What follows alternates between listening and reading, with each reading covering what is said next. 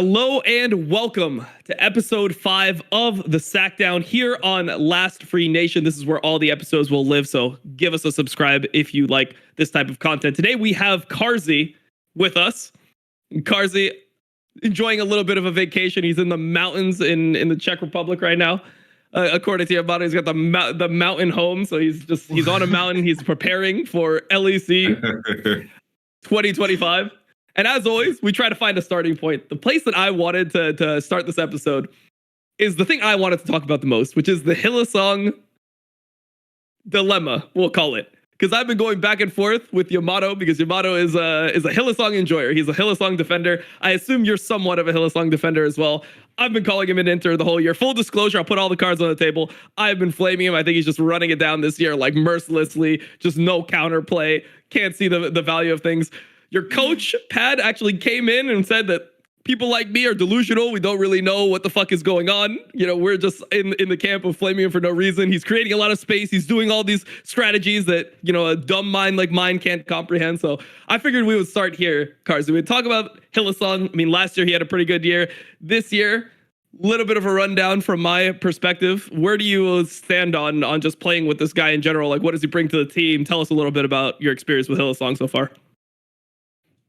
Okay, so my experience with Hylissang is that, well, basically it really depends. I think it really depends on how Hyli is motivated to play like solo queue and league and enjoying time with the teammates and with the coaching stuff, the scrims going well, stuff like this.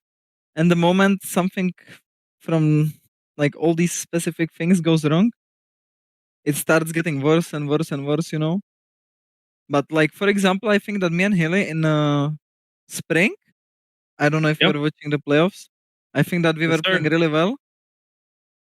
And I felt like we are actually going to win the LEC in spring. But then like we lost to Fnatic 3-1.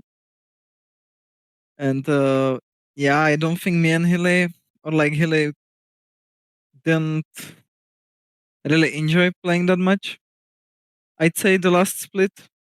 And then it was like, I don't think anyone in the team did, honestly.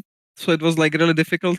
And Hyli is that type of person who like wants to make plays, but nobody was like on the same page. And then he would like go in and nobody would see it, you know. But even when he wasn't going in, the issue is that nobody was doing anything. So he was like overforcing.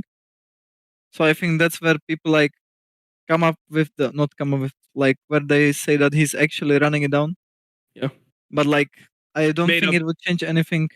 Yeah, it's made up by the casters and people like me to push the anti-Hyli agenda. Yamato, yeah. I saw you light up. What do you want to say? No, I'm just curious because from outside, like when the roster was built, it at least for me knowing Hyli and how he describes Hyli, it seemed like it was like a successful project for Hyli and you, considering you guys working with Mac and Pads, and you are like a bot lane that has a lot of experience together, and you guys had a lot of success in the previous year. What was so different in this entire year? Like what was it that made you guys so out of your element? What stood out? Because you guys made the jungle change and so forth. It just felt like we were not really good in scrims ever during this year. We were losing to like a lot of teams, and it just felt really awkward to play. I myself don't really know what was going like so wrong that we literally couldn't play any decent League of Legends really. I honestly like I was trying to not think about it that much and just focus on myself, you know, because I'm that type of person like who gets really frustrated when things are not going well, and then I get into this spiral. And I get really tilted, and then I start playing really bad myself, which happened at the end of this like last split. I was like, I lost hope kind of, and I just didn't see like even if we won against Medlowns or we made it to playoffs, I just didn't see how we would like play against anyone else. Yeah, or how we would win any best of series. And I mean, I can't really go into details, you know. I can't really go into details what like truly happened. It must be a little bit of a mystery. Damn. No, Mike, like I saw this. The reason I was laughing. About to keep digging, you know. Yeah, I mean, I was about to keep digging. No, the reason why I was laughing during that is I just had a conversation on my stream about how when Peter was our coach in season 5 spring, we were playing like a tiebreaker game to make it into playoffs. And this was like when our team was just mentally at its lowest. Like we're supposed to be a super team, like Piglet's on the team, Phoenix is on the team. We got 2 Koreans. This was like when it was crazy to get Koreans world champions, whatever. And right before we played our tiebreaker, our coach came up to us and said like, and everyone hated this. He got flamed to the organization. I thought it was funny as fuck though. He was like, hey, today it's just a win-win. Either we lose and we get a 3-month vacation because we don't even deserve to like play League anymore. Like if we lose the Team 8, there's no way we deserve to keep on playing. So either we lose and we get a 3-month vacation, or we win and we're in playoffs and maybe we make a run. Like it's a win-win. Like I went into the game, I was so motivated. Yeah. Like, just because of hearing that, and I just, for some reason, when you said that right there about like losing hope, like I just thought of that moment. It's like even if you win, like what's the point? Sometimes it's like it's almost like you lose value when you win. It's like shit. Now we're gonna have to play more, and people are gonna find out how dog shit we truly are. Fuck, man. Like I've been there, bro. I know how it is in those teams. I've been joking exactly about this. I was joking like multiple times in my career already. So like it's just win-win, guys. You know. We go chill for half a year, or we go for playoffs. It's like paid vacation, you know. Okay, nice, Yamato. Damn. Yamato, I want to keep digging, but I want to be respectful, you know. Like I'm curious because it's like, I like in my mind, I just explained to Dom and maybe to you, Carzzy, maybe you can reveal something. It's like I like when Mad Lions, you know, removed Mac and Pat, I was like, yo, they are losing the system. And I thought, you know, I was a Vitality believer all the way. I was like, oh, they worked with Linkers for so long. They're going to piece it together. Did you experience that, like, in terms of how the coaching staff was structured? Because some of the people that you missed, maybe over Mad Lions, you added Carter. Did you feel like the day-to-day was different? Or did you feel like the work was the same? I understand as well on Mac's side, like, yeah, the Childs, whose role was different. Like, how did the coaching staff work differently in comparison to the previous year? Mm-hmm. I think it worked like very, very similarly. I think Carter was doing like what Zeph was doing back then in Medlands. I didn't really feel much difference there. The biggest difference I felt was in like team environment, like with other players, because we changed like Niski, Elio, and Chase event were gone, right? So that was like the thing that changed the most. It was like completely new personalities that they weren't even a little tiny bit similar to like the others that I played with before. So in the beginning it was hard for me because everyone was like so focused on League and nobody wanted to like go out or do something, you know. Meanwhile, I'm the type of person like me and Niski would like go smoke shisha every single day, chill. Nice. Me and Humanoid, we would go party. Me and Elia would like do something as well, you know, and stuff like this. And that I think for myself or like in the teams that I was in was like important because it like made the people be closer to each other and be like actually friends. But I don't think we had something like that in Vitality this year, and it felt like everyone is their own person, not connected to the others. It changed a bit after Linsas. Like after Linsas came, it actually changed, and we went out a few times even with Photon, and it was kind of fun, but it was a little bit too late for us to build these relationships and stuff. Did you guys have like is it a gaming house and then separate apartments? Was it like the day finished, people kind of pieced out, that type of thing? Yeah, like we had apartments, like everyone had their own apartment basically. And the boys lived together and I lived like somewhere else in Berlin. I had my own place.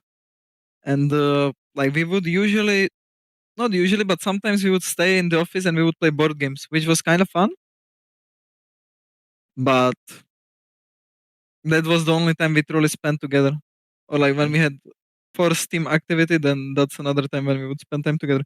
But it would never really be like, or it would rarely be like that we just decide after Scrims that we are gonna do something together, you know, or like two people would go somewhere together. It was always me and someone, but it would be like never my teammates between each other. It is kind of weird how it's like on a human level how you connect is so important because it's so hard to artificially make that want.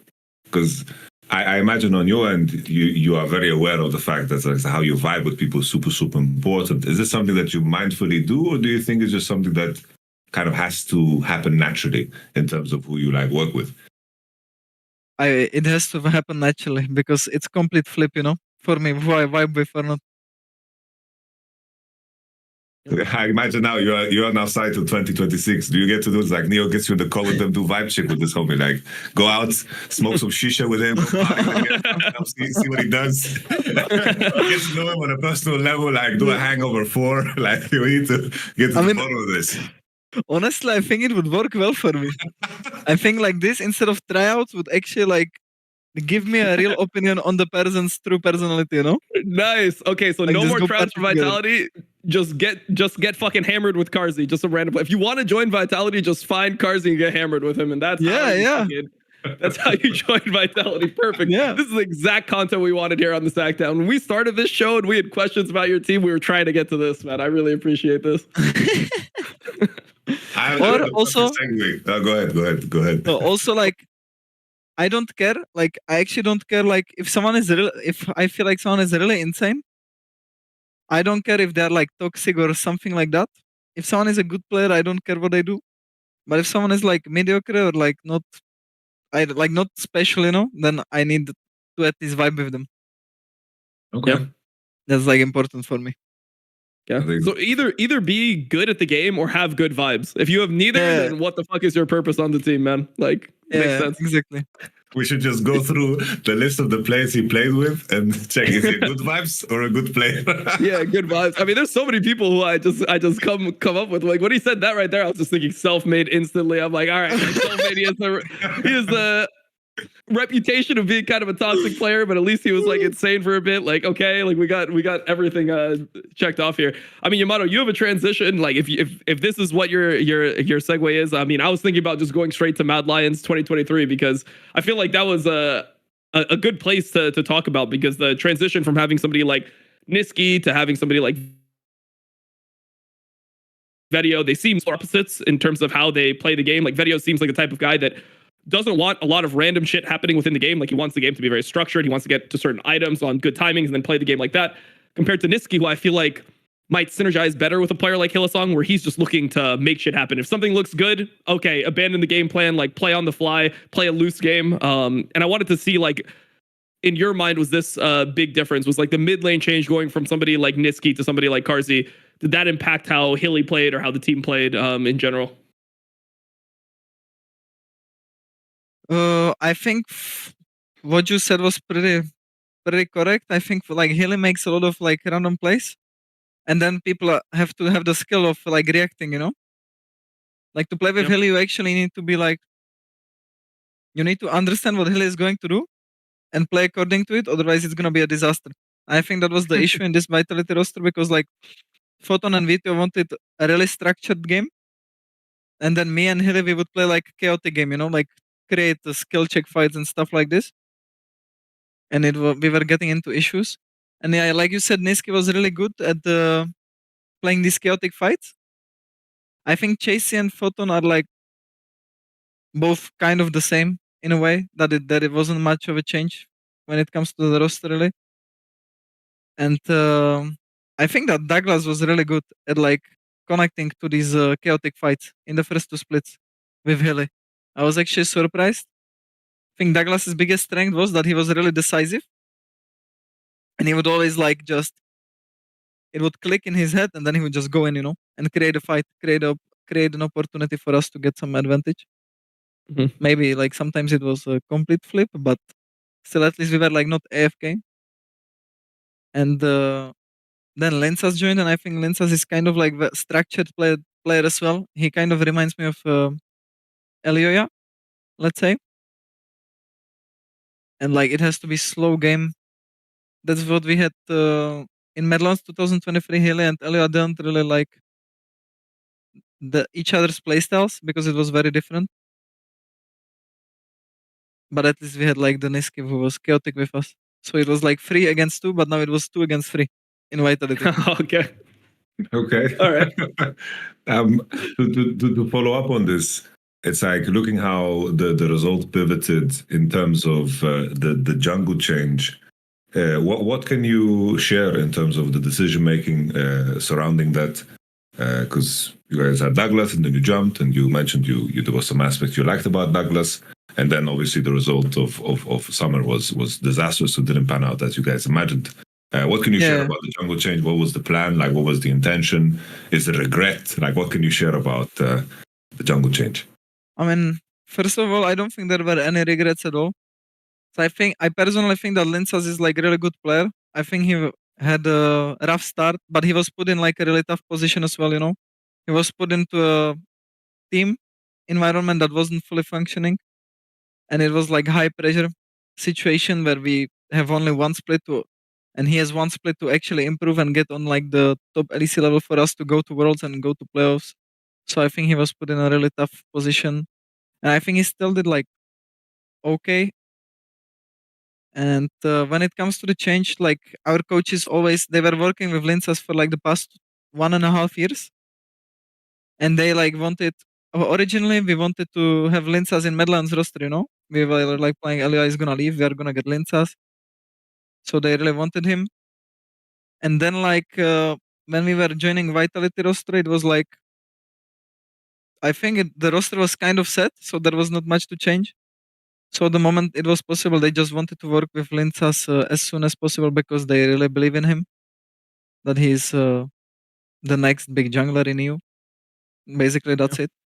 I mean, it seems like it makes sense considering that he's, like you said, very similar to Elyoya. Like he has that pathing that it feels like, oh, like this is like he knows what to do in the game from the beginning. But it just seems like from what you said, it might not be something that benefits your team. Like maybe that's just not a good match for like what you have. It's like too much of the same thing can be kind of rough when it comes to a team because of obviously the fact that you guys thrive off flips and you guys want to skill check and play chaotic games. Yeah. I mean, I think it would be like a little bit different as well if he had more time and we had more time to scrim. We are gonna go and scrim against the Worlds teams soon, so I think that's gonna help us. And I just hope that we are gonna do better next year, otherwise it's a disaster. My career is like burning. My career is burning alive. It's on a stake. People are just putting more gas in them. So you guys are actually going to be scrimming. Like that's crazy to me that you're actually going to be scrimming like this earlier, like during like Worlds, like with a team. Because normally, like I see teams take breaks until like, at least like November. I mean, Yamato started scrimming like I don't know, second week of January or some shit this year. So like it's kind of rough sometimes, man. Like we will start scrims in 3 weeks, I think. Wow, that's pretty basic. Maybe I'm deluded, but I think it's 3 weeks. It should be like when people start coming to Europe. I don't know if it's 3 weeks. It should be, no? Something like that. Yeah, I mean, Worlds is in about a month, so. Yeah. Okay, then it's that. And then we scrim again in December. But we only scrim for 2 weeks. And then we take a break and then we scrim again in December. Like, Dom, did you see what he did there? He says he's scrimming, but maybe they are doing tryouts. But he can't talk about what's going to happen. No, they don't do tryouts. Or maybe his scrimming. Yeah, maybe his scrimming isn't trials. Maybe he's just going to start drinking with people. And like in 3 weeks, he just starts partying with random people. He's gonna be talking to players and he's like, "Nice, scrims have started, bro. This is preparing for the next year, bro." I'm just gonna start recruiting people from the Berlin clubs. It's simple. Very nice, man. Howdy. You say your career is betting on a stake. It's like often it's like. Me and Dom, we get to interact with people always that watch teams play, and then when they play bad, they get very angry and they ask to replace certain players. And always when it comes to the AD carry position, people, the homies, they always say they should get Carzzy. But you are on a what? Your contract ends 2026, right? Yeah, I have 3 years. 3 years. You are committed all the way. And in terms of how you framed yourself, I'm curious now, Dom. Do you think that Vitality is making changes, or are they sticking with the same roster, Dom? Because I know Carzzy can't say anything. If I had to guess, I would think that Linsas and Carzzy are safe. I don't know. Like, I think Hilly could be safe if he wants to play. I think that Hilly has the longest leash, bro. He can run it down for like a year straight, and then if he wants to play again and you're like, no, trust me, I'm motivated this time, he's been good so many times. He's came back from the brink of death enough times as a player that I think that he just gets the pass. Vedio, I'm not sure. I feel like he doesn't match like the team. Like if you're asking me, Carzzy, you just ignore everything I'm saying, bro. Earmuffs, please. Like just don't take anything. I take headset off. Okay, yeah. So Vedio's not it with this team. Like let me just tell you. And I think Photon, it's like it's hard to know if you're gonna go the Photon direction. Like maybe you want another top lane, but I would say that Carzzy and Linsos would be like the two people that I would perceive to be safe within the Vitality lineup. Yamato. Thank you, bro. Yeah, Yep. I would say they're pretty safe too. Like, I want to go so far to say that Hilly's safe too. I think it depends on where Hilly's at. Like I could see a world where up to him. like I'm with you. I could see a world where Hilly may be, because I know that this year was heavy on him, heavy, and Hilly is a player. Like even last year, you could see last year when my Lions were winning, like you saw the best version of Hilly, and then you could see the worst version of Hilly sometimes too. Like the run they did in spring to make it all the way. I remember Israel, and he had a lot of good games. Like I think I'm with you that it comes down to how Hilly's feeling. Do you want to chime in here, Carzzy? Do you have anything to add to this conversation? Actually, it's true. Like I actually think like me and Hilly, it's like a weird relationship, It's literally. Oh my god, I'm choking. I'm actually choking already. Okay, The bro. split hasn't even started it. I'm literally like in a relationship with Hilly, It feels like we are a boy and a girl together for like 2 years, Which one are you? and like like we change, we switch. Okay, We it's switch. depending on the meta. Depending on the meta, Alright. we switch. Like whatever is the best for us. Gender fluidity. Okay, respect. Yes. And well, I mean, we both like tilt at each other when we are not performing, And then we start tryharding, and when we are tryharding, playing 2v2s and stuff, we actually start playing well. And then everything is working. But it's just about like, I think that when Hilly was tryharding, it was for me the easiest to play. Not tryharding. When he was like playing well and like he was very confident in the team and himself. The biggest point for Hilly performing was like when his teammates actually trust him and they don't get tilted at him for like running it down, because like Hilly just completely runs it down sometimes. And like that happens with his playstyle. Sometimes he makes like really good plays, sometimes it's like neutral. And for him, the most important was like when he was this one memory where he was getting caught and basically survived in finals against BDS in the game 5. I remember he was playing Annie and he just got caught and he survived with 1 HP. And Elua was like, holy shit, Hilly survived. That was insane. And he was like really happy voice, I can't even recreate it, but it was like really hyped. And we just stomped them that game. And Hilly always keeps reminding us, like me, Mac, Pat, of this moment. And that's when he felt like the most comfortable, basically. Do you ever feel like Hilly ints just to test how much confidence the team has in him? Because I have a story, bro. I have a Piglet story.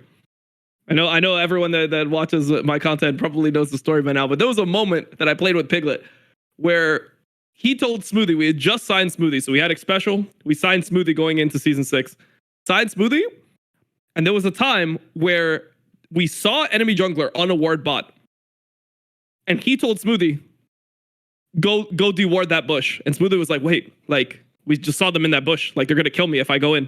And he said, and Piglet said, okay, go ward that bush. And then Smoothie walked into the bush, warded, insta-died.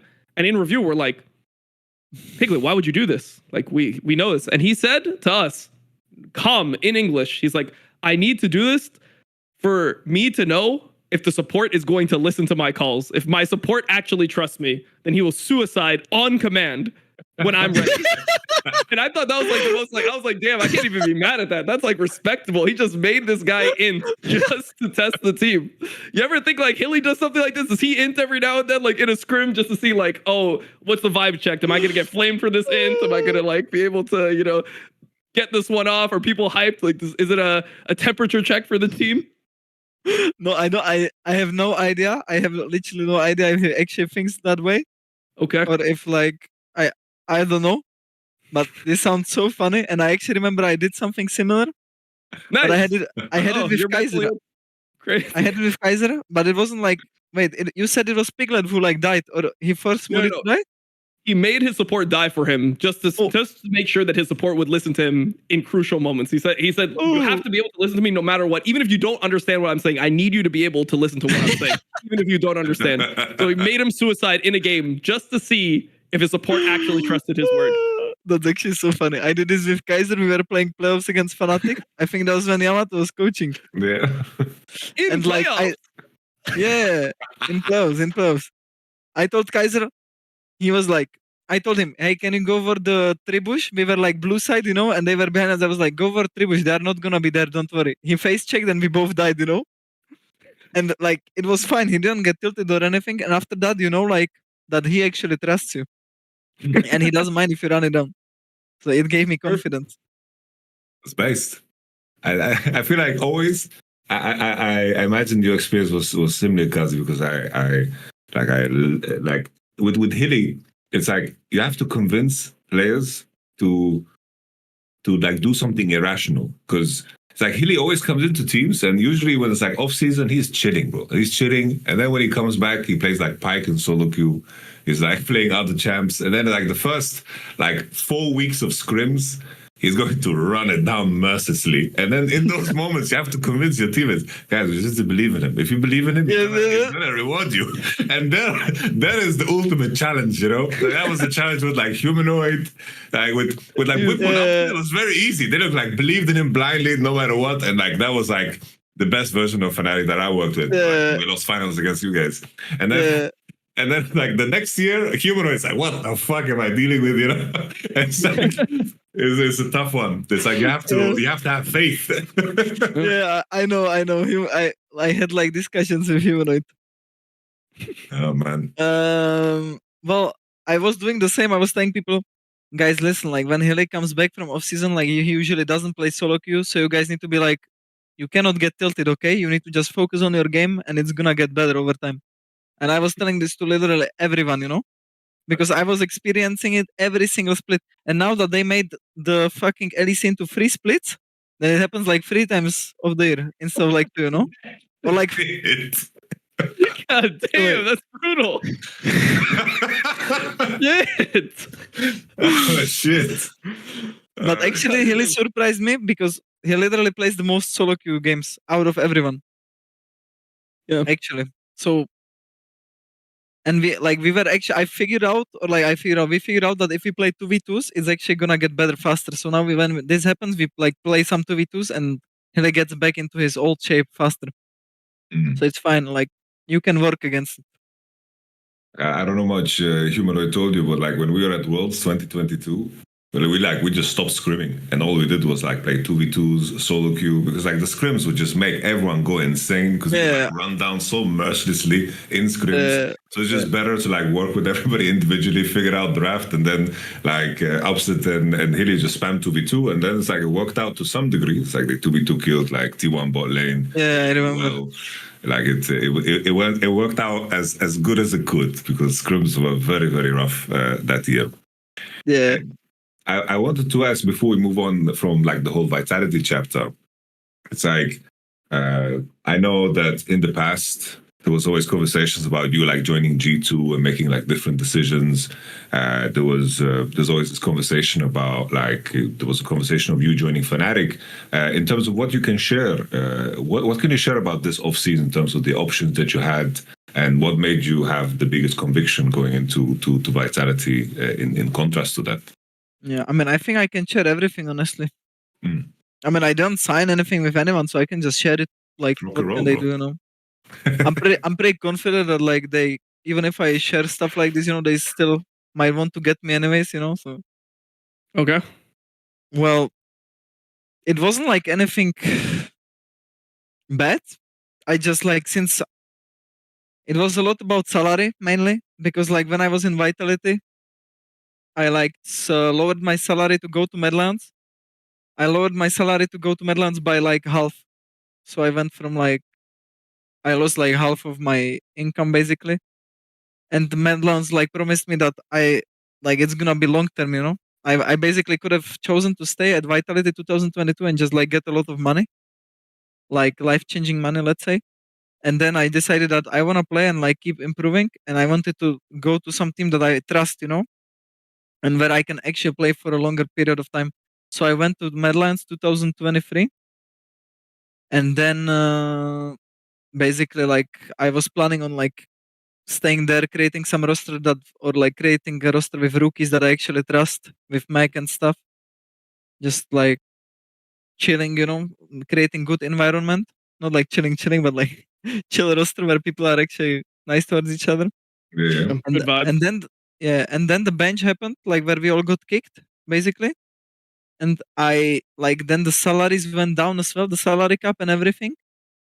So for me it was like really important to at least keep similar salary to what I had, because I didn't wanna, like what I got offered by Fnatic was my rookie salary when I joined LEC 2020, Oh. and they didn't wanna go a single cent up.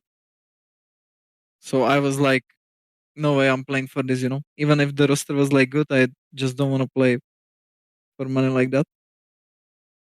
And then my other options were like BDS, but in the end, like I would choose Vitality because Mac told, like I had a lot of discussions with Mac and I just trust him. I trust him. I trust Pat. I have a really good, stable relationship with them, and I believe that for long term they will like create a good roster, because they hate losing just as much as I do. Yeah. So we will see. Yeah, and That was crazy. You've experienced a lot of success with those guys, so it feels like there is that trust built where it's like you guys know how to put something together and you know what wins and what doesn't. I just wanted to add in on that BDS point. I don't know what you heard, Yamato, but I heard that like BDS's offseason was really relying on Carzzy, and they kind of lucked out that Ice ended up being a good player, but Carzzy was like the first choice for this organization. I mean, there was even, I believe there was a report or something where like people were saying that Carzzy was already going to BDS, and then it just fell apart. You chose Vitality, and somehow BDS was able to actually get Ice, who ended up being pretty decent. But it seemed like for a while, it seemed like you were like locked into BDS in people's minds. Yeah, I mean, I thought I'm going BDS as well, kind of, but then it changed from day to day, Yep. It just changed within like 24 hours. It changed for you or changed for them? For me. Okay. Damn, you just had the whole LEC by the balls, just like that. Everyone was waiting for you. Yeah, now he says his career's in shambles. Perfect. Yeah, nice. He's burning on a stake, but bro, it's a sauna. He's enjoying it. No, just like performance-wise, not like I'm confident that I can still play in LEC. That's not an issue. It's just I really wanna like be at least like top 4 consistently. But whenever I'm either first or last, there is like nothing in between. Yep. Thinking back at more moments in time, like you mentioned, like the Vitality thing. Are there any like regrets that stand out to you, like in terms of like how your career could have like panned out different if you took a different decision, looking back at your life? No, I don't really have any regrets, because whenever I had like offers to Fnatic or G2, I don't have supports that I would like to play with. So for me, it was like not interesting, even though there were like players I would really want to play with, like Caps, Humanoid, right? Broken Blade, players like this. But still, I felt like I just can't be with like some specific supports. I can't play with these people because I would hate my life, I don't think we would fit together well. You mentioned that you don't want to be the one fucking talking and telling your support what to do all the time. Yeah, I hate that. Like, if I had to do that, I would lose my mind, because I used to do that in Medlands 2020 and 2021, and I hated playing, I hated screaming. I could only do it on stage. I like the consistency in how you tell, because all the players that you mentioned, like BB, Humanoid, maybe not Caps, but Caps is like a fun, jolly person in general. But though, like BB, Humanoid, they're like good party people, like, and they're very good players.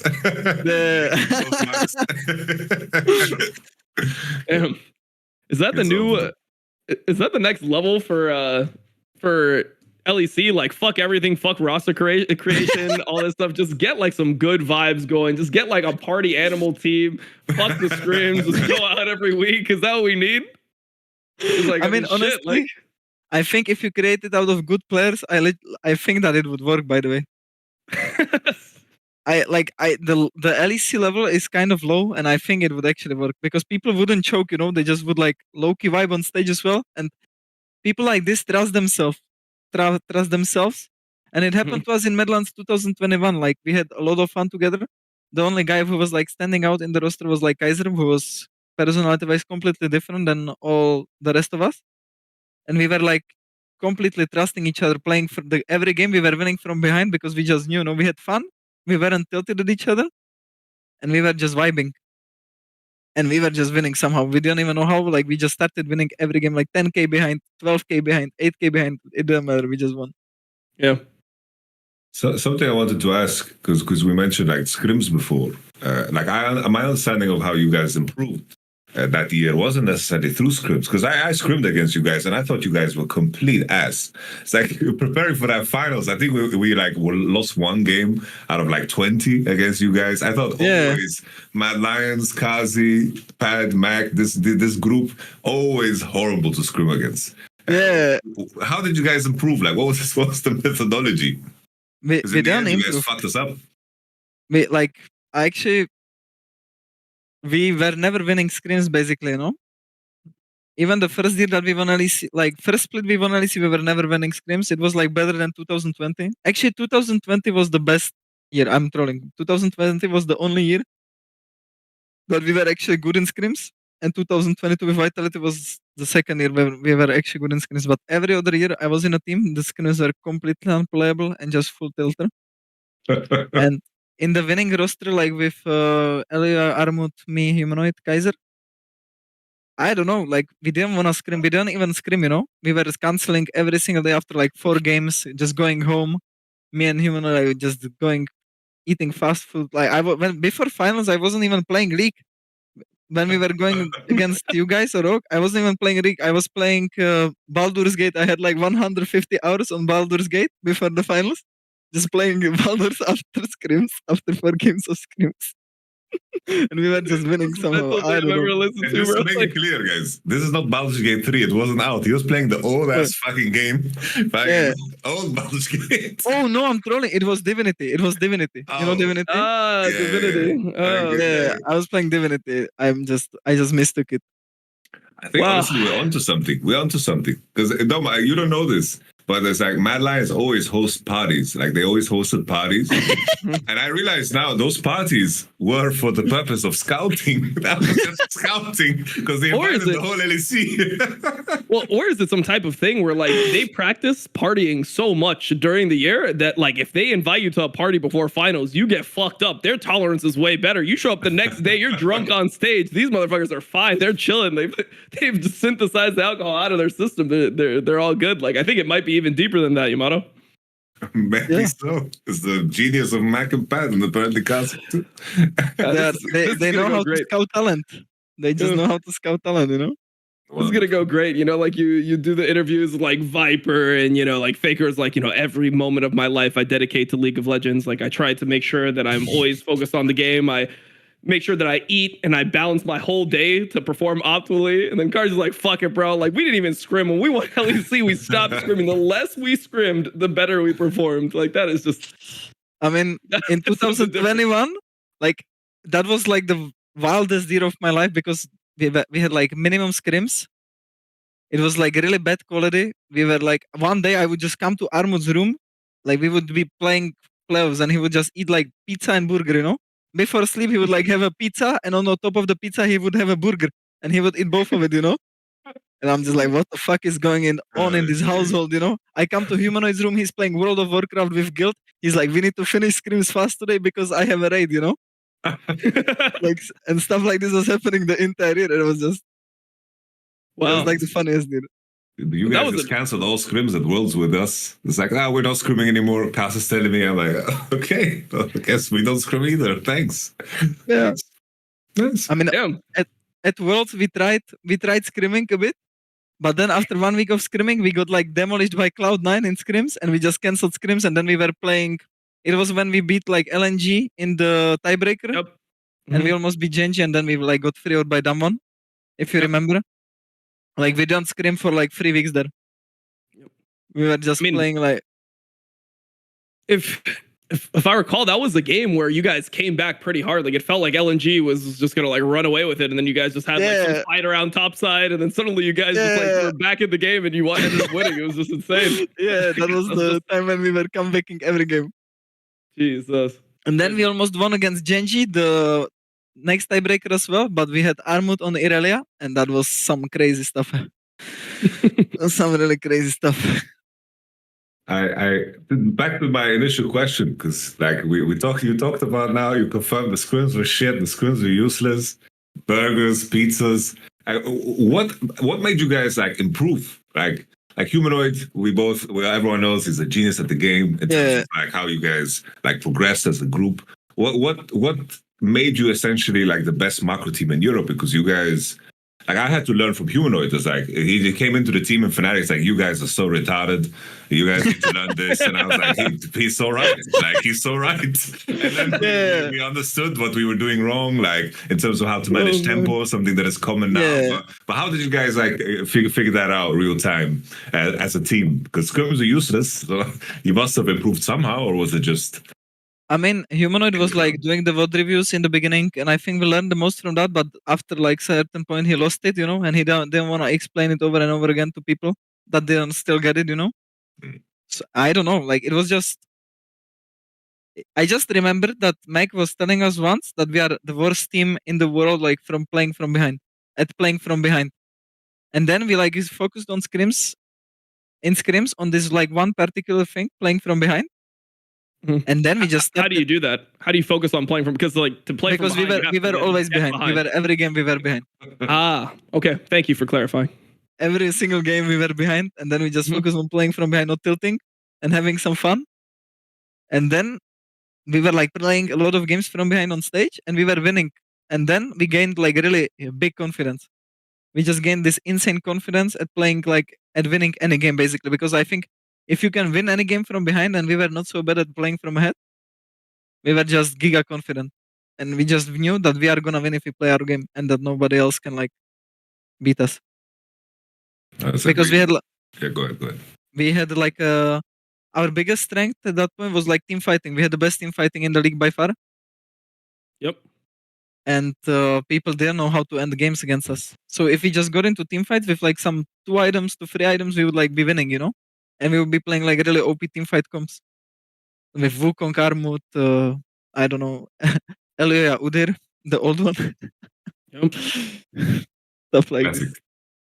No, I remember because being on the other side of that, like we won 1 game against you guys in the finals, and that was like such a hard game to end. We were like, we had like champions that were like really strong. I think it was like Vayne game or some shit like this. Yeah. We just couldn't end the game because we were always like 5 people on the mid wave, and then you guys would just push the side lanes, and we didn't understand that we need to be in the river and like make sure that you guys don't steal the waves. And this was just like the back and forth for like 50 minutes until we got like 1 fight, and then you got 1 fight. And he won, and that was actually, we were about to win that game, but my support, Kaiser, he forgot he has Mikhails, so he didn't Mikhails the TF card, and I just got one-shotted. I remember this, I just flamed him so hard for this. Even during the game, actually. I asked, yo, bro, you don't have Mikhails, or what? And he's like, oh, I do. And then he Mikhails himself or something. In protest, or just... No, it was just panic, because they were ending. Oh, you were ending. Yeah. You were ending the game. Okay. Yamato, how does this feel? Yeah. Like, I mean, I was just gonna say, like, how does this feel? Because you're trying to dig in here. You're like, you guys beat us. These were our final moments. We're trying so hard every day planning for this. And he's like, we were eating pizza, burgers, World of Warcraft, Baldur's Gate. We didn't even play. We're partying 24/7, and you guys just couldn't beat us. Like, how does it feel, just from your point of view, Yamato, to just hear the method behind the madness? Bro, it's like, what we were through. Like, this kid was here, we talked about upset too. It's like we were fucking suffering. We were suffering, arguments, stress, non-stop, We're trying to optimize everything, trying to figure shit out, like really trying to like piece it together, It was very rough. It's funny how like the perspectives always are so unique and different when you reach the same destination somehow. Then we got smacked, like we got completely clapped. Yeah. No, I remember watching. Like, I had a ton of respect for Mad Lions. Like, I was just like, man, this is just the team in Europe right now. They won both splits. You went to that 5 games versus Dom1 and MSI, where it felt like you guys were actually going to win. It was like, damn, like you guys would have won, kind of, except for that, like, what I think it was like a throw in game 4 or something. It was, it was 1 up. The dive. Yeah, bro, that dive, that was like the worst thing I remember. The most cringe dive of all time. That dive was by the, I was saying, I remember, guys, let's reset. We play tempo. And then someone called, no, let's dive. We have to punish this. Then we go for it. We all die. They get shutdowns. And then Showmaker is just farming us on sideline for the rest of the game, you know? Yeah, that was so frustrating. Give us a name. Yeah, we need a name. Give us a name. It was El Yoyo, wasn't it? It was Carzzy. Oh, Kaiser. Damn. Now I can hear it with the German accent. But maybe he was just testing you guys if you trust him. I mean, but he just did it at MSI. Yeah, we trusted him. It was good. Honestly, kind of based. Yeah. Yeah. It's like if people can make mistakes in the team, then it's a flourishing team. You know, it's good. You know, in my mind, where I wanted to go is because it's like you. It's kind of crazy to think about the fact that you're 22. You are young. You are fucking young. You make me seem very old. You make Dom as an ancient relic. Hey, shut up. How old are you? How old do you think I am, Carzzy? Like 23? I'd say like. That's what I like to hear. I'm actually 34. My birthday was last week sometime. So yeah, a nice Happy 34. Birthday. Belated happy birthday. What? Yamato? I feel like 36. Shit. Yeah, dude. Nah, I remember Yamato. It's when I heard he was 19. It was that Worlds. I think it was with Splice, right? I think you were 19 with Splice, and that's when you were on the broadcast. All these suits. Everyone's like, "Damn, this guy's so professional." When I heard you were 19 back then, full beard, everything, 6'4", blew my fucking mind. Like when I hear 19, I expect you to look like how Carzzy looked when he was 19, you know, but you just look like you look the same as you look now, bro. Like, Jesus. Wait, how old are you, Yamato? No one's calling me, no one's surprised about my age anymore. Like, that was just caught up to me. Are you 30 now? I'm 28. 28? But I'm getting there, bro. Getting there. I mentioned before, like, I think I have thrombosis in my leg. I think I might be dying, you know, so. It's like the deep voice, facial hair, you know. Yeah. What's thrombosis? Just the facial structure, like you're like some Greek god. Heretics? Thrombosis, Team Heretics. Whatever. I just wanted to throw that in there. It's some bullshit. Look, at this point, Carzzy, the game plan for the show that Yamato and I had has completely fucking broken down. We are just talking random shit with you at this point. We are age for a reason. I brought up his age for a reason because my man, you know, I listened to the Reflections episode, right? And Carzzy reached challenge when he was 14. And what I'm curious about, to not make it too repetitive, is in terms of the way you grew up, right? Like, what was your influence? Like how what was your influence in terms of like having a PC, gaming? You live in the mountain with shit internet. It's like, how supportive were your parents of what you were doing? How important did the Czech Republic like land system have an impact on how you grew? How do you think like how did that everything play out, and how important was your family in this entire process of you becoming good? Because 14 and challenger is kind of insane, you know. Yeah, well, basically, I was like the outsider where I come from, because like let's say I will do the entire story of my childhood if we have time, you know. Let's go. Yeah, we have perfect time. Okay, so basically, like it works this way here in this village. So you go to kindergarten at some certain place, then like you make friends with the kids in the kindergarten there. Then the kids from the kindergarten usually go to the same school and they are all like friends, blah, blah, blah, blah, blah. Well, I was going to a different kindergarten and different school than everyone else. Then I came to school, I had no friends. I was like, when someone was getting bullied, it was me because nobody knew me from before. I was getting like,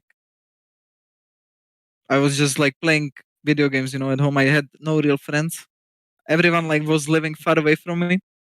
So I was just spending childhood at behind PC because where I live, there are no kids. Like the only kids I was friends with were like 3 girls, and I was basically growing up with like girls around me only as friends. And then like at certain point we had nothing to talk about because I was into video games and like girls weren't into video games. So I was just playing at home 24/7. My parents were working like 2 jobs when I was like 10 years old until 14. And that's when I improved the most. That's when I started playing League, and I was just every single day finish school, go home, play League and Minecraft. And I would just like watch the streamers. I would be watching LCS like Sneaky, Double Lift, I'm a Cutie Pie, you know, they would be like my idols, then Reckless. Go. Yeah. Then I know you, Dom, as well. I knew when I was 10 years old, bro. Like I know you for 12 years. Big fan. Nice, bro. Appreciate it. I remember You're 12 years old. Oof. Okay. Yeah. No, that's a solid 10 years. Okay. So I was almost retired at that point. Perfect. Really? Yeah, I think so. No, when you said like you hit Challenger at 14, or when Yamato said you hit Challenger at 14, I thought about like what rank was I when I was in 14? I just realized that was 5 years before the game came out. The game didn't come out until I was like almost 20. So it just is what it is, man. Like we have no clue why we're still doing what we're doing, but you know, we'll take it. Yeah. But it's just unlucky, you know. Imagine you could be like insane maybe, but because you were like born so early and the league came so late, it like I think it was lucky. I think it was lucky actually when I piece everything together, because I think I came at like because if I was any older, right, like you just wouldn't even have the opportunity. So like I did grow up playing like Dota and stuff, which was close enough to League that when League came out, I could make like an easy transition. So I was originally a Dota player, changed to League, and it was like I got the like when I was like 13, 14, 15, I was playing a lot of Dota. I like ended up like figuring out how these games work, improving my mechanics, whatever. So when League came out, that's why I was one of like the first pros in NA, is because I was already playing these types of games for years. So I think it actually was pretty lucky how everything turned out. Nice. Yeah. Continue with your story though. I want to hear yeah. So how this ended up turning you into being the pro player you are today. Yeah. So I always like I had a lot of time because I was only with my grandma. My parents were like working two jobs basically to build a house. So I had infinite time to just play because they were working until like 3 a.m., 2 a.m. from like 8 in the morning.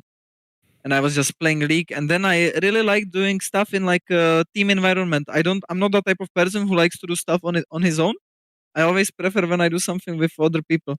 So from very young age, I was like always playing with friends duo queue, and I would be like playing team rank, and I would be looking at like small tournaments for 20 euros. And I would start like when I was 13, I would start playing these small tournaments when I was like Diamond 1 or something like that, 13. Mm-hmm. And I would start making like, let's say 10 euros per like week or something like that. And I would slowly get into the Czech scene of League of Legends, where there were players like Humanoid, Patrick, Neon. They were all playing at the same time with me. And I was like the youngest by far. And then when I was 14, I started playing like under some Czech better teams finally. I went to the Czech championship where we finished last, like completely last. We got destroyed. Then we had another run, and we were playing like Hitpoint. You know Hitpoint, the Czech from EU Masters? Yeah. So we were playing that league that we finished last as well. And then like I got into better team in Czech league. It was called Inside Games, I think, like IG, Invictus Gaming basically, but Czech. Okay. And I remember we were playing finals against Isuba, and like Isuba had Humanoid, Patrick, and they had like the best players in Czech scene, and it was like impossible to beat them. You know, our mid laner was getting so clubbed most of the times. Like we even had 2 mid laners to handle Humanoid, and we told one mid laner to play Malzahar just so he can ult Humanoid. You know? Oh, so that was like the crown of Czech League, bro. This is crazy. Yeah, but we never won. And the Czech lands and stuff, it was like really wild. People were always drinking, always wasted. Like we won one game against this team of Humanoid, and my top laner just went to the crowd. They gave him like shots of like 70% alcohol, and he just started taking shots, you know, before the last game, before the next game. Then my mid laner was like high on some drugs. I don't know what he took. He probably took ecstasy or something. And then we went into the next game, and it was completely fucking unplayable. It was actually crazy. Nice. It was actually crazy. Holy. It was mind blowing. This is the most mental episode, Yamato. Holy shit. I wanted to follow up with the question: Did the Checklands shape your view on how things should be? Like, did this spark your interest for playing at LANs and big events and wanting to compete? Bro. I mean, Oh my God. it was like, I think Checklands were like super fun, you know, because you would just play, then all the players would go and get wasted together, you know, you would dance until like 6 a.m. I was 14, we were doing this stuff, but like I wasn't using drugs, of course. I wasn't using drugs or drinking alcohol. I was just there like watching, spectating the people because it was fun. Okay, people watching. Nice. Yeah, and that's how I like made contacts, you know, with Humanoid, with Patrick, and I got a lot of experience. And then, yeah, I mean, I have so many stories. Like, I can tell you one more fun story actually from Cheglan if you're interested. Go. Yes, definitely.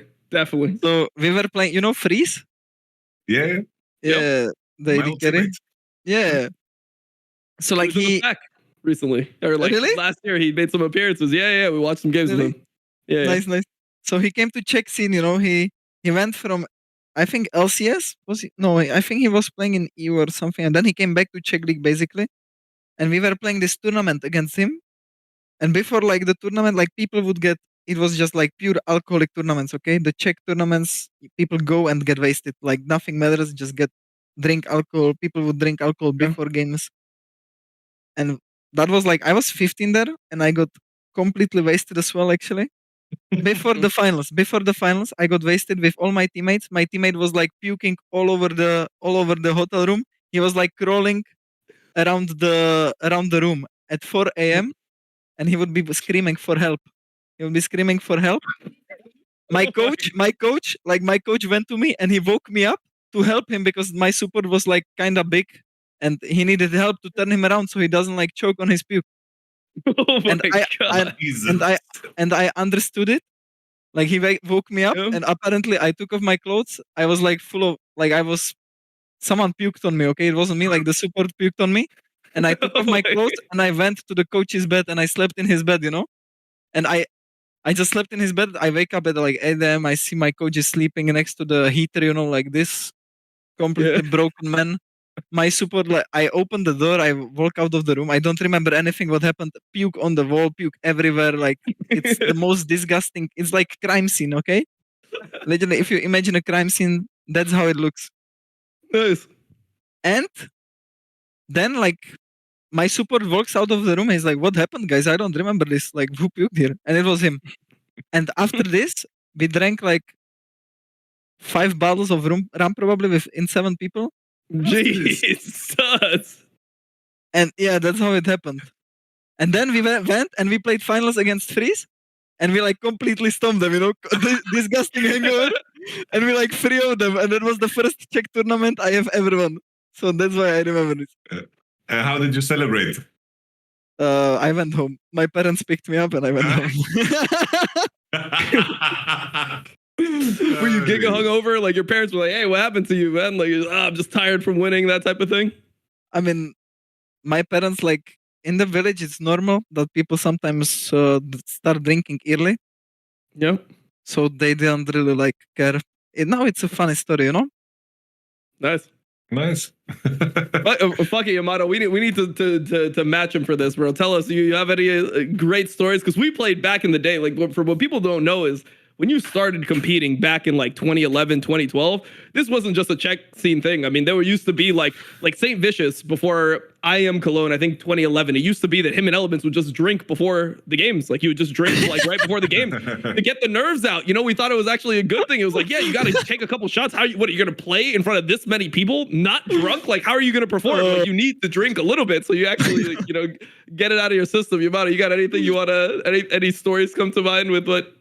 No, like the main things that came to mind is like it moved bro, like my mind went to a place where it's even too soon to tell those stories from like 10 years ago, because there was like some team owners that sent their players to play at locations they shouldn't have been in to hype them up. What? Someone can piece that together in terms of what is allowed in Germany, then you can piece it together. It's like they basically, it's like team owners would basically solicit prostitution for players to get them hyped up. You know? It was completely mental. And the LAN circle was always like that, the way you describe the Czech LANs. Is like, yo, we play DreamHack, and then you go to the after party and you party. It's like every time there, everyone just completely got wasted. I remember like watching, like the only people that didn't go to the party was like Moscow 5, but then you see like COG, they just won DreamHack after like the big tournament where they did like the comeback win. Everyone's fucked up, like Frog is fucked up, they're partying. And it's like, I'm partying too, but I was underage. I was like fucking 16 back then. So I'm not allowed to be in there. And then I pick up tabs and I throw him on a blackjack table. I don't know why. I don't know why. And the blackjack table, basically, there was a bunch of drinks on it. And it's like the quilt, you know, this fucking furry thing on top. It's very expensive. And basically drinks spill all over it. It's completely fucked. And then the security just fucking grabs me and says, what the fuck are you doing? You need to pay for this. And I'm like, I am underage. I'm not allowed to be in here. And you let me in. And he's like, oh shit. And then it's like, you can't call the police. And I just fucking ran. I just ran. I just fucking ran. Oh, man.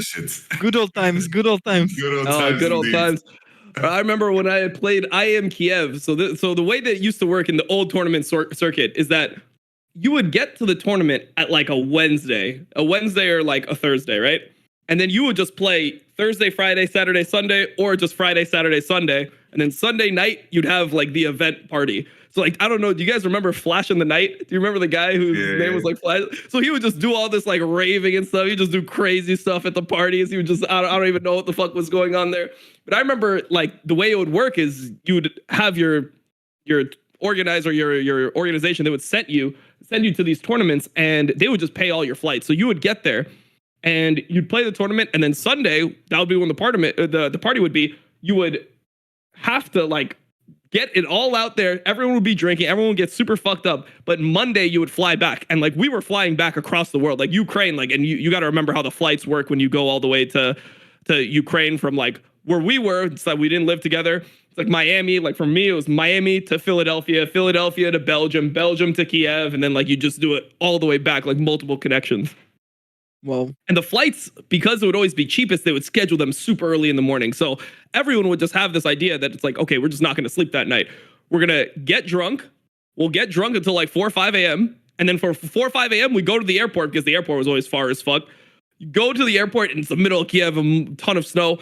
Go to the airport and then we're just going to like sleep on the plane or stuff like this. So we're in the middle of Kiev. We have no translator to go with us. We have nobody with us. We don't have a manager or anyone. Just us 5 dudes in the middle of Kiev. And I had never been international before, so I had no phone. Like my phone didn't work. Like when I went there, my phone just suddenly doesn't work. So I remember we cut it close. We didn't have like the times right. We cut it close. Locust, my support at the time, maybe it's something about supports, got drunk as fuck. He got like super fucking drunk the day before. So we all get in the cab. Like I'm pretty drunk, but he is hammered. And just as soon as we start driving, we maybe are like 5 minutes away from the hotel. We're on the way to the airport. As soon as we start driving, you just hear him just start puking. Like he's just throwing up in the cab, like in the middle of the cab, like on the floor. So the cab driver gets pissed as fuck. Like the cab driver is like, nah, like some fucking American motherfuckers, just like they throwing up in my cab. And you know, back like in Ukraine, at least in 2011, it was not the type of thing where it's like, oh, we're gonna report this or whatever. He brought him back and he takes the support. Like we get back to the hotel, he takes Locust out of the cab and he just starts physically threatening him. Like he is getting ready to beat Locust's ass. And we're trying to like tell the guy like, yo, no, like we'll clean it. We'll like give you money, whatever. Like just don't beat our support's ass. And Locust is so drunk, he doesn't even know what's happening. He's literally just looking like this. He's like just looking at the guy like this. His fucking like puke hanging down his fucking face. And we got fucking saved, right? We got saved by a Dignitas player who was from like Bulgaria or something. So he spoke a little bit of like Russian or something like that. And he was able to communicate to the cab driver, and he begged the cab driver to not beat Locust's ass, But because Locust threw up in this cab, we all missed our fucking flights. And because we were all so drunk, when we got our new cab, we tried to give them the location at the Kiev airport. And you got to remember, this is Kiev, late January. So it's fucking insane amounts of snow, whatever. When we got there, we had no idea where he dropped us off. We were a mile out and we had to walk a mile in the snow while like hungover, still kind of drunk to get back to the airport. Got there so late, we missed our flights. We had to spend an extra like 10, 12 hours in the Kiev airport. Oh my God. Fucking nightmare. So, oh my God, that sounds so disgusting. yeah, it was something else. Also, just this, bro, in a car, bro, in a small car, snowing, windows up, somebody it was it was a different time, man. It was a different time. Completely different. Now people care about nutrition and shit, bro. Back then, like everyone was just cowboys. I wonder, like, I to do the whole thing full circle. Like there was always the meta of like shisha bar in LEC. It's like players would meet in shisha bar. Maybe the GMing went downhill when that stopped happening because that's where all the players would marinate. All those things. And we always talk with each other about things. Yeah, it stopped. Like it stopped. COVID killed it basically. Damn. And So after that, it just- doesn't happen anymore. This just hit the LEC the hardest. There we Yeah. go. Actually, Shit, that's man. true. That's why the rosters all went to shit because people stopped going to shisha all the time every week. Yeah. To bring us back on the path that I wanted to go down, because this was fucking funny. But in terms of you were playing, you found your escape. You found your escape. You playing because you found like self-worth. You had like friends online. You're playing on team. You're playing check lands. When did it click to you that damn, I can do this for fucking real? Like I can become maybe as good as these streamers that I watched when I was growing up. Well, my dream to be a pro was apparently from like when I was 11 because I don't remember it, but my parents told me that I came to them and I said I'm gonna make I will make living by playing with League of Legends, Mhm. And they just always remind me that I was telling them from like very young age that I'm gonna be a pro player, and I don't even remember. For me, it was just natural. Like after I started getting my first salary when I was 15, at the end of the 15, I think that was like when I actually thought that I can be a pro player. That I can actually do something big with this. Okay, that's good. Oh. I like those stories. It's like it's a question of it's weird how everything has got pieced together because in terms of everything that you elaborated on, maybe if you were put into school with your homies, maybe you would have been here today. Yeah, it's possible. That's kind of mental. So before we went on 15 different tangents and somehow ended on drinking in like 5 different discussions, I was going to ask you about how it was winning championships and competing so much during this COVID era, because I think a lot of people don't know, but the first time you played an LEC big LAN was last year. And I think that's the only time you've ever played was like season finals of last year. Yes. In France, right? So I wanted to ask you about like how this changed, because it feels like you have a lot of titles. You have 3 titles now. You have 2 of the old legit titles and then one of these, new shields. I don't know how much you value that, but you've competed, but you haven't got the experience of like winning in front of a crowd. So is that something that you still like have as a big dream of yours? How do you feel about the whole situation of having your titles, but having them from, the studio or from, COVID era behind your computer in your gaming room? Yeah. I mean, that's the only thing that really like kind of triggers me, that I didn't get to experience winning in front of a big crowd. Because for me, like playing in front of a big crowd is actually like a boost, and I always play better when like there is a lot of people watching and there is the atmosphere, the hype. Like when we were playing in front of the big crowd in 2023 in Montpellier, I was feeling so hyped and I felt like I'm playing so well, and I really wanted to win in front of everyone. And then we lost, and that was like the worst defeat probably for me. I felt really sad. But yeah, I hope like I really want to win. I'm really motivated to still like win because I need to experience something like this before I retire. But winning like in front of 15,000 people or something like 20, or like playing at Worlds in that front of that many people, it's just something I always wanted. And because of COVID, winning in empty studio, it felt like shit, kinda.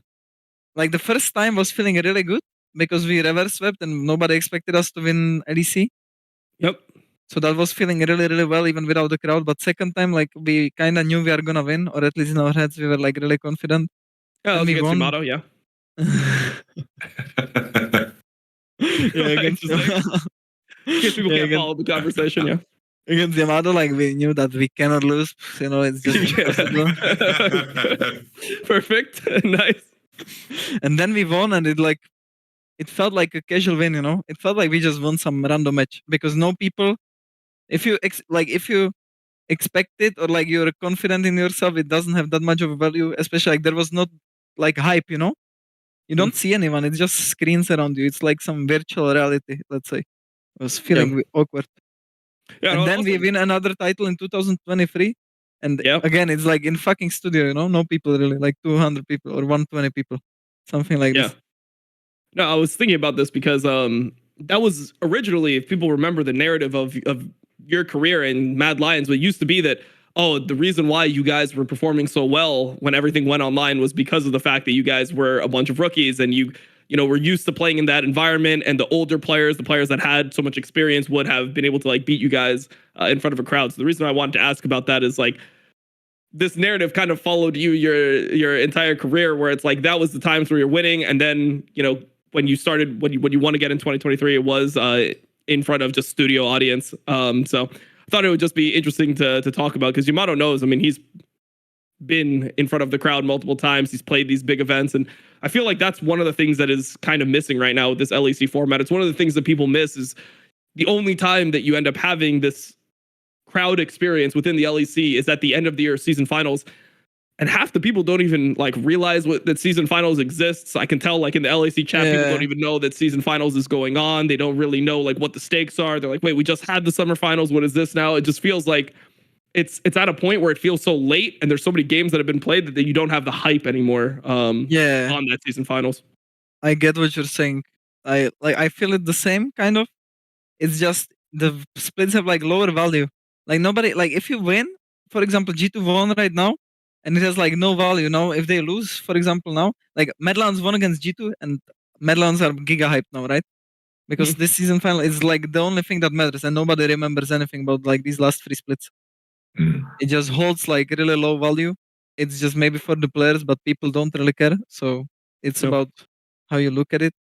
Well, when about the narrative, I think I like people like to create these narratives just to like defend their favorite players and stuff. I think that if we were playing in front of a crowd, we would play even better. Because me, Humanoid, Armut, and Eloy, I really like enjoy playing in front of a crowd. I don't know about Kaiser because I have never seen him play in front of people. But the rest of us, like, we get like a boost, you know?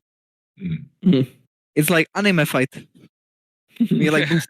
It's like anime. Basic. Perfect. Would you say it made sense for the 2020 variant of Matt? Considering like you guys beat G2 in that game 5, like with when Caps was playing Ziggs and bots, and you guys did some damage. Would you say 2020 it fit the narrative? Because you made changes, right? Yeah, in 2020, I think so for sure. In 2020, I feel like Shadow, Oroma, like they weren't so confident. So playing like from where it's comfortable for them was like very important. And I'd say it made a big difference. But for the 2021, I think that it would just be better for us if we were playing in front of people. Okay. Like I had experience.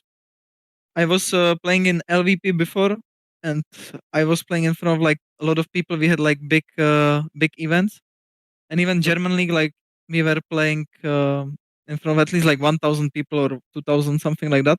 So for me, I was used to it. Like actually, the irony was that when I was playing EU Masters, like every single time I won something big, there were no people.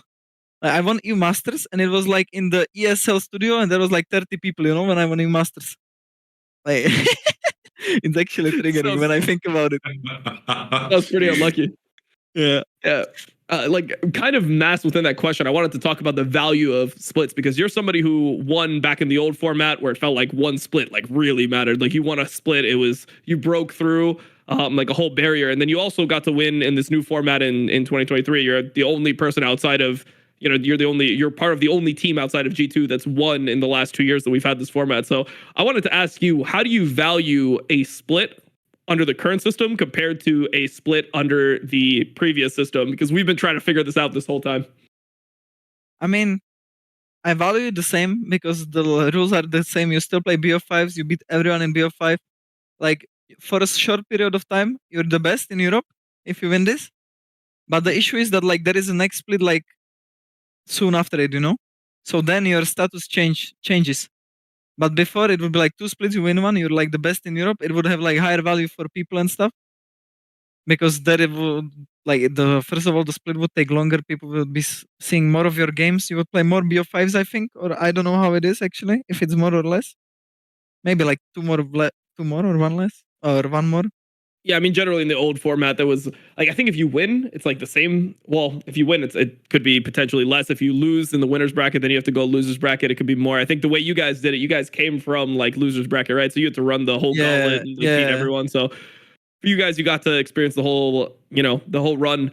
The reason why we've been trying to have this discussion is it's very hard to now judge G2 players against previous players, because when you think of a player like Yike, and you realize that Yike now with this format has more titles than somebody like Jankos, it just feels like wrong in that context to give them the same amount. So we've been like, is it half a title, 0.7 of a title? Like, what do we actually do going forward? Yamato, what do you think about this topic? We've had the conversation before, but I'd like to hear your opinion here. No, on my end, I think it's weird because I can see Carzzy's point in terms of like being like the importance of just being the best during an isolated time. But I think just the time span of things in terms of like the qualification process and the BO1s. I'm trying to think back if there was ever moments where like teams were sloppy and still won. I feel like in terms of like how the year is built up, I feel like you just have to, in my mind, just divide it based off of time. Like if there's two titles, I think you divide it the same. The only thing that is weird for me is like I don't know how to judge the seasonal finals, but I guess in my mind I have to do the same. I feel like it's 2 for 2. But if you win the qualification to the World Championship, that matters the most. But I've never valued like a summer title more than an like spring title in the context of like looking back at the player. It's like, oh, he won summer, but he didn't win spring. It's like, oh, it was more important. I've never viewed it through that lens. I feel like it's a 2 for 1 ratio is in my mind. I think is like a good place to land, because I think otherwise if you like compare like histories, it gets too weird, because I think the best example is the one you had with Yike and Jankos, right? I'm down with half a title. I just thought that it would be interesting to ask Carzzy, because obviously he's one of the only people who's won in both. I mean, Yike has only won in this format going forward. I mean, obviously like Hilly had won both, but there's a limited amount of people that can actually talk about the importance. But yeah, I'm kind of with you, Yamato. I'm kind of with you at like the 0.5, because it just feels like it feels like G2, if they win another title here in this season finals, it feels like they've won the equivalent of what 4 titles would have been before. They were dominant for like a 2-year period, compared to teams that win one split. It still feels like G2 won the majority of last year, and giving them 3 titles, giving them 7 titles. I mean, everything is so inflated. You see Caps now, it's just 13 titles next to his name, and it's like 13 titles. Fuck, like I didn't even know we had 13 splits of LEC like so far. Like it's actually just nuts hearing that amount. So that would be an interesting number to go to. So yeah, Yamato, I know you had some other stuff to ask. I know we've been all over the place with this episode. We just jumped around to whatever we thought was the most entertaining. Do you have anything you want to go into? I mentioned before, like everybody comes to me and says, Yamato, we need to replace this player here on with Carzzy. Like G2 needs Carzzy, Fnatic needs Carzzy, everybody needs Carzzy. Carzzy, tell us, what the fuck is up with ADs in Europe? Where do you rate yourself? Where do you place yourself? Who is good? Give us your fucking top 5. Put a stamp on it finally. Like with myself included? Yeah. Yes. With yourself included. Unless you're not top 5. Unless you think you're not top 5, I mean, I think it's very specific, because like every team needs something else from each player on the roster. I think, for example, like Koreans on AD, like if you want to import a player, Korean is for sure the best on AD carry, because usually the AD carries are not very vocal and they don't speak much. So I think like Okay, I'm gonna just do the fucking tier list. Fuck it. Boom. Boom. I'm done. Let's hear it. Okay. I mean, I don't think I'm the best right now if I had to rate myself because I fucking hate League when I'm spamming it every single day. Like, I just go mental boom. When I'm tryharding, like not tryhard, when I'm enjoying the game, I like my teammates. I think I'm the best for sure because I think I just see the game, like I see the game different than others. Like, I just see it in like slow mo, you know? Damn. When there are team fights and stuff, I just see it in slow mo for some reason. My Or man that's how I Theo feel. in the Matrix, bro. I see it in Before fucking I slow move mo. on to the list, like, what were periods where you thought you were the best? Just simply. Yeah. In 2021, I felt like I'm the best, but I wasn't. I just thought I'm the best. In 2022, I got like reality checked and I like acknowledged that I actually have to start tryharding when we got fucked in Vitality. Then in 2023, I was like putting in a lot of work and I started feeling like I'm actually the best. And like I just saw like team fights so clearly and what I have to do, how to deal damage, how to like dodge everything, bait skill shots, everything was so clear to me. That's when I felt like I'm just him at that point, you know. Then Yep. 2000 like the entirety of 2023 after winter was like my depressive episode. I was like, that was the first time I cried when we lost in against G2 in finals 3-0. That was the first time I actually cried because of League, I think.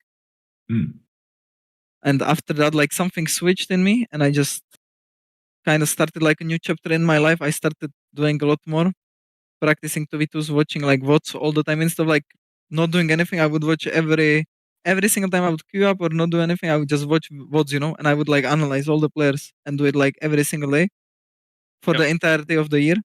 And I would just feel like I'm improving so much, you know. And like spring, summer, and the season finals, I felt like I'm the best. And then now this year, like first split and second split, I felt like I'm the best still. And in summer, I felt like I'm top 4, top 3. And now I can't rate myself. We dropped out, you know, we were like 9th place. It just feels unfair to like rate myself even because like other players got. I feel like other AD carries are like playing fine, not doing anything. Like no AD carry is particularly inting, you know. Yeah. It feels like it's quite even, and now the details matter way more than like before. You would have like someone really fucking boosted like Hikyo, you know, or like I can think of. I mean, or Forgiven, you know, like these players. There would be like someone really boosted in the LEC always. Okay. He's obviously talking about 2020 version of Forgiven. He's not talking about 2016 because I know people are going to listen to that and be like, "What? Forgiven was like super good," but obviously in your time, you're talking about like 2020 Forgiven, like when you got to compete against him. So, there's no players that you look at and you're like, "Man, his job is so much fucking easier than my job." Because as a player, that's what always triggered me when I like look at a guy and I'm like, I don't know if you look at somebody like Hansam where it's like, bro, if I was playing with G2 right now, I'd win every single title as well. It looks so easy to play with this squad. I mean, like, is there anybody who you have that jealousy towards? I mean, I don't have jealousy. I mean, I believe that if I was in G2, they would be still winning. I believe if I was in Fnatic, they would be winning. Like, I believe that I would be upgraded for any roster because I'm really good at adapting to players. Like, if they are good, okay. If they are like not good players, if they are good and I see like the potential from them that they can actually be the best and we can win, I'm really good at adapting and just doing like whatever I need to do to win. So I think I would be an upgrade for everyone. But then at the same time, I had this in 2021 when I was like, my team was carrying me, you know, I wasn't the best. I was like cookie and I was just winning while like my laning was atrocious. What is the word? How do you pronounce it? Atrocious? Atrocious, yeah. Atrocious. Yep. My laning was atrocious. And and we were still winning, you know. So now when people are winning, I don't feel jealousy or anything because I've experienced it myself. I still think that like Hansama is, for example, like as long as he's not like top 6, I think he's like second best, you know, or first. Like for me, he's first or second most of the split. Like the only issues for him is the champion pool, but I think his champion pool is like special to G2, so it's really hard to see how it would work with someone like Ice or Noah, you know. Hmm. I think that Noah would definitely not work in G2 because of like how many issues he has publicly and stuff with like choking or like being nervous. And I think G2 is really the team that actually makes work of the players being a psychos, you know? Like Hansa is complete psycho playing Draven, Varus just Ashe playing these lane dominant AD carries. Being like he also talks a lot, you know? Like I don't think, I'm not sure, but for me it was like Hansama talks a lot and Meki doesn't talk that much. And then I'm the opposite, right? Like where I can talk, but I prefer not to. So can't really imagine what it would be like. Yeah. So you placed Hansama. Yeah, Let's Hansama. complete the list. Yeah, Hansama number 1. Let's say. I would say Ice number 2. From season finals or like top 10? In general, Top what's 10. like your impression? Like what are you Top 10, feeling? top 10? Yeah, let's do Give top us 10. Let's do top 10. Okay, Hansama 1, Ice 2.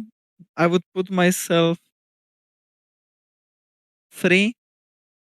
Noah 4. 5, I would put Rahel. 6. Wait, who is there? Who are we missing? So there's Upset. Tom. There's Actually, Flocked, yeah, I would put Patrick. Upset. I would put Upset above Rahel. Actually, Yeah. I would put Upset on 5. Rahel 6. Flock at 7. Flock at Patrick, Supa. Flock at 8.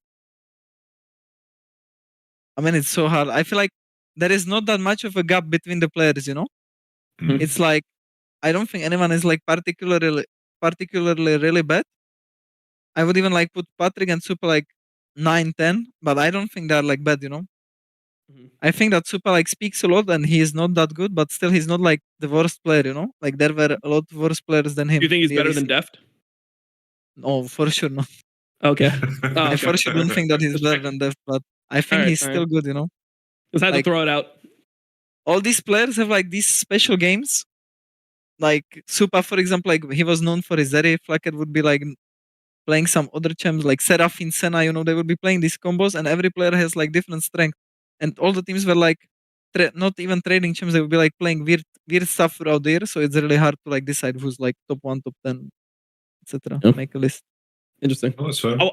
I wanted to ask specifically about Upset because I know that, like, you know, back in the day, you guys were compared a lot because you were so different in how you played. Like, he was kind of like really good in laning back when you weren't that good in laning yet, and you were good at, you know, team fighting, maximizing damage. People criticized him, saying he was too passive in team fights. He wasn't doing enough damage. How did you always like evaluate Upset as a player? Because you guys seem so different in almost every way, or at least you used to be. I always thought that he's really good in solo queue and in scrims, but on stage it was like, even after lane, I just knew I'm gonna be more useful than him, you know. I was confident that I just deal more damage than him, and I see more opportunities.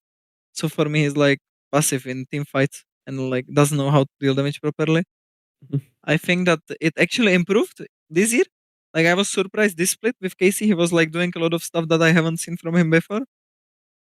So yeah, or like with Zeri overall, I think Zeri is a champ that really suits him, and it breaks like his habit of not dealing. Like with Zeri, he knows how to deal a lot of damage.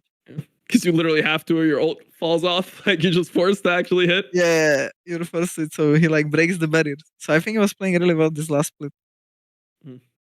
It's interesting because it's like I remember like some of the conversations. It's like when we were like I remember playing against you guys on stage. Like it's like you getting caught and you like dying randomly was like a common thing, but it never fucking mattered, you know. And I think for our bot lane, because we were like a bot lane team, it was like frustrating for us because we were like racing against everything that was happening against you guys.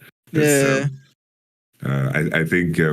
You know, in my mind, you said it a couple of like sentences ago, but I didn't want to derail it too hard from the top 5. But you mentioned that it's like the winter 2023 was a very, very rough period because like you guys lost against the G2 final, and then you said that this like really opened your mind. Like what was it specifically? What was the rough period of it? And in terms of like improvement. I know how Hilly works. He like really, really likes to push his ADs to like really squeeze every fucking ult. So he's very nitpicky. What was the elements that made you into the best AD in your mind? I mean, 2023 winter was like I thought that I'm gonna come back to Netherlands. We will have decent roster, decent scrims. I believed. And then we haven't won a single scrim block throughout the entire split. Like we have won like 1-2 scrim blocks, and that was like against fucking ERL teams. And one against Team Heretics that had like Evi or someone, that were like really, really boosted. Damn. Right. And then we were like playing on stage, and we were winning again. We were like, we got to finals while being completely like the worst team by far. And we got to like finals, and then in finals, I was playing really bad. Like really, really bad. I couldn't like I was giga choking. I was just playing so shit, and I was ashamed of my performance. Then it was like the Niski Elia drama where like Elia was toxic or something like this. And like he could be seen like screaming or something. I don't remember how it was exactly. Yeah, I mean, for what everyone else saw, there was the discussion after game 2. You guys were like down 0-2, and then Elyoya was really frustrated, and Niski said like, "Oh, like you should like this is not healthy right now. You should go like take a walk or whatever." And people really blew this situation out of proportion, I think. Yeah, I mean, I think Elyoya said something like it's unplayable with this fucking bot lane, Oh, with me and Hilly, something like this, and then was that on camera, Yamato? Did you remember hearing that? I don't think it was. I don't think it was, but I remember knowing about it. So I don't know if it was on camera or not. So like, Yeah, okay. he now, was. now the I don't think I thought. No, now it's leaked. Now it's leaked. Okay, now it's leaked. I mean, it's fine. Like I don't really mind it, Like people being toxic. I think Elyoya is a good player, and he was good back then. And like it was real that me and Hylissang were running it down the final. So, but that's like he said this. Like he was like giga tilted, say like flaming us. And I just didn't like even feel like playing the third game. I was like completely out of it. I was playing like Zeri Yumi with Hilly or Siver Yumi or some shit. I don't remember, and I was completely out of the game, like 0-7. My team was winning. I didn't say like a single sentence the entire game because I was so out of it. I was only thinking about like getting out of that stage because I didn't want to show my face anymore. And then I came, like it ended. I was really sad. I cried a bit. And then like I went home and I got like, I thought that I don't want to be like this. I don't want to be a loser. And I need to like be good again. Otherwise I will be disgusted from myself. And then I like started working really, really hard. And I started playing better. What happened? Damn. Shame is a great motivator. Jesus, I'll feel disgusted from myself. Jesus. Holy. Do you keep this on your sleeve? Like what? Like, oh shit! Like do you keep this idea in your on your mind? Like I'm practicing, and then it's like you catch yourself maybe one scream, fuck, I'm playing bad. Wow, I don't want to become disgusting again. I'm gonna fucking get my mind and my motivation right. Is this you repeat? This is your mantra now? Yeah, it's something like when I play solo queue and I'm playing against like ERL players and like they outplay me or some shit, I'm like, holy fuck, what am I doing? And I'm like, I just go and watch some bots like Viper montage, then I like see how they are playing, and I'm telling to myself, okay, these players that I'm playing against in solo queue, they are nothing in comparison to Viper. I just want to actually play equal against Viper. I want to actually challenge him. So why the fuck would I care who beats me in Europe? And after that, like when I decreased my ego towards like other EU players and like ERL players, I don't care anymore about it because nobody like from Europe or NA is really close to like what the top tier Korean AD carries do. And that's my ultimate goal. So I always like try to focus on that, no matter what. Even if I'm playing like shit in scrims and I'm starting to be like a little bit insecure about my gameplay, I get like stomped by Upset or like I get stomped by Kalis or I get stomped by like Hansama. It doesn't matter anymore. And I just focus on like improving every single small thing so I can compete against Koreans. Because what does it really matter if people keep winning in Europe when we can never like do anything at Worlds? Yeah. Yeah. It makes sense. I wanted to ask you about right now, like how you deal with having such a long break, like how you maintain motivation, because that was always like the hardest part for me as a player, like knowing how to continue improving when you have so much time off and you're facing the game changing inevitably, like before you compete again. Like how do you approach such a long off season? I mean, I'm still trying to be active watching the leagues, like still seeing what people play, what is the meta, and like for me the most important was like try hard streaming and just like from time to time explain what I'm doing in solo queue so I don't get in the solo queue habit, of like flipping stuff and not thinking about jungler. Because when you have such long break and you do these things in solo queue, but you don't have to think about it. Jungler is like completely different game. And then I just try to like get in the habit so I'm ready for scrims when they start again. It's like really, really important. Okay. In terms of, you mentioned that you watch all the leagues. What do you think of LEC right now? Is G2 going to win it all? What do you think about the coming matchups? We have Fnatic, Mad Lions, BDS, G2. Where's your mind at in terms of the LEC level? Right now, I'm thinking, because both Elio has same amount of titles as me, so I low-key don't want him to win, so he doesn't have more. Okay. And Humanoid has like 2 titles, so now I usually bully him that he has only 2 titles, so I also don't want him to win, So you need G2 to win for your own ego. I need G2 to win for my own ego, but I think that Medlands might actually win this split. I have some like inner feeling. I have some inner feeling that Medlands are gonna win this split. Whoa. Okay. Is there any like basis, or you just have that inner feeling? Because I mean, most people would think that it's just going to be G2 Fnatic again. I have basis. All right. I feel like they are really enjoying the game right now. They had a boot camp. They became a team. They have exactly what we had in 2023 when we won. That's what I feel like. Damn. The vibes. Yeah, they have the vibes. Maybe they went partying. Now they are like new team. Yeah, they went to the Madrid boot camp. Ibai took them out to the clubs. Now they're ready to go. They went to Ibiza, Now they're ready. Okay, lovely. Perfect. We've covered a lot of topics, Carzzy. Is there something that comes to your mind, something that we didn't cover? No, I have no idea. My brain is melted already. No crazy story still? No. I have like a lot of crazy stories, but some of them are like illegal to say. Yep. I have some story from Chinese club, when we were in China 2020 and we dropped out, we went to like clubbing. We went to some luxurious Chinese club and that was like a really good experience in my life. Okay. I was just teleporting around Shanghai. That was like a lot of fun. I puked in some Chinese cab driver's car. Oh, did you try to beat your ass, or that was just... No, I don't remember. I just puked there. And then I remember just like lying down in front of the hotel, and that's all I remember. Such a good way of describing being blackout drunk. I was teleporting across. Beautiful. Oh, the teleportation. Well, I think that calls it out. This was definitely the most interesting and most funny episode of the Sackdown we've had. We've always had some structure. Yamato and I, we cook up something. We're like, all right, we'll see where the show goes. This one just went completely mental, off the rails, just started talking about old stories, joking around, but I think it was a good one, different vibes all the time on the Sackdown. So thank you for being here, Carzzy. Good luck next year. Thank you very much. You have some success. So thank you. All right, see you, man. Peace.